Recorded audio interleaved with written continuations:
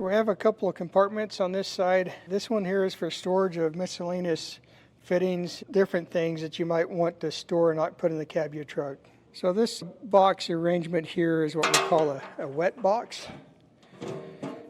Basically what it means is we put solvent in this box. Put solvent in this box for cleaning your nozzles. We have a tray here where you can separate 4 different sizes of nozzles.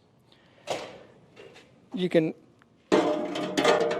leave the tray in the box when you're traveling or overnight. You need a nozzle out of there. We've got a rack where you can hang it, let the liquid drain out of your nozzles and get your nozzles to put on your machine.